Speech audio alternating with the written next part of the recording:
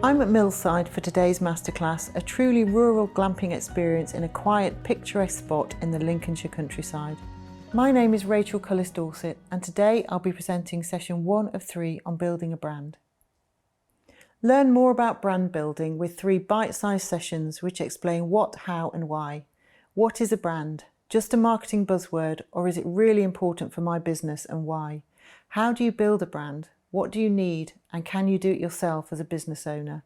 And how do brand owners behave? How can I elevate my business, and what's the connection between brand and bottom line?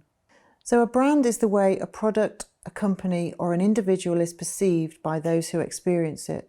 Much more than just a name or a logo, a brand is the recognisable feeling that these assets provoke.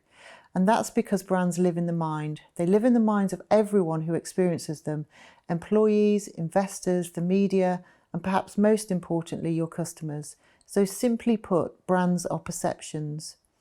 A strong brand increases the chances of customers choosing your product or service over your competitors. It attracts more customers at a lower cost per acquisition, who are happy to pay a little bit more and will buy a little bit more often. A strong brand requires a brand identity, brand image, brand culture, and a brand personality.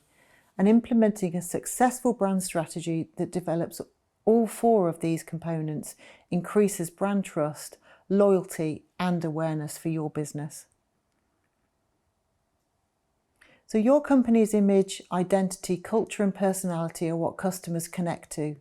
These 4 components make up your value proposition, and it's these things which set you apart from your competitors and determine how people feel about your brand. So look inwardly. Your brand proposition comes from within your company. It comes from you. So start here.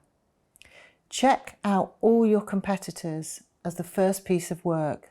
So really delve deep into what your competitors are up to, what their points of difference are, how they communicate to the external world, and all the things that you know about them. Do this competitive analysis first before you start working on your brand. You need to determine where you fit within this competitive market. So when we talk about brand image, we're talking about what your customers really think about you. How do you know what they think about you? Do you even bother to find out? How can you find out? And have you ever asked? So think about answering these questions to really determine who you are as a brand and what you represent. Do this piece of work as soon as you possibly can.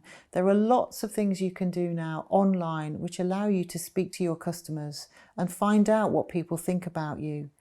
Have you talked to your staff? When was the last time you really sat down with your staff and asked them what they think about you as a business and what you represent? We all have a COVID case study, and it's worth really examining this now. So if you've been in business for the last 18 months, think about how you've operated as a business during the COVID time. Think about what you're most proud of. Think about the things that perhaps you could have done differently. Perhaps there are some things that you really wish you had planned better. What could you do as a business really to take these lessons forward into your business as it stands now? So if you have staff, when was the last time you really sat down and spoke to them about your brand culture? The culture of your organisation starts with you and permeates through your staff and outwards to your customers.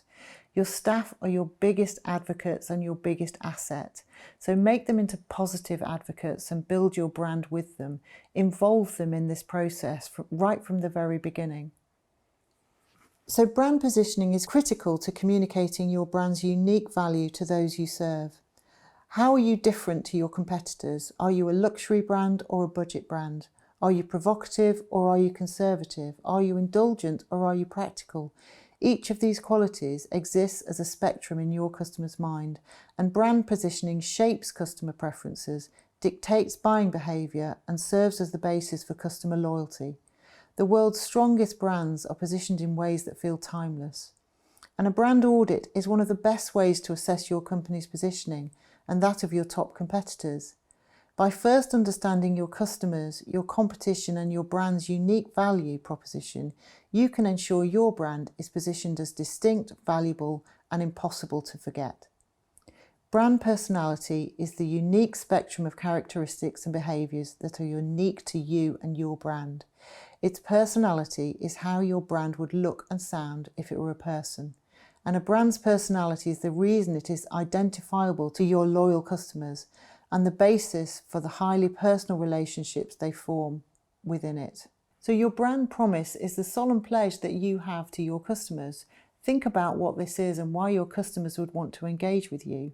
So for example, Volvo have for years made a solemn pledge to their customers that they have the safest cars on the road, and they've really delivered on it. So what's your brand promise for your business? So when we're talking about your brand proposition, really think about what is unique to you and what you've built your business upon. So for example, with McDonald's and their brand proposition to their customers, it's all about speed and convenience, and also their support. They're very clear to talk about their support for British farming.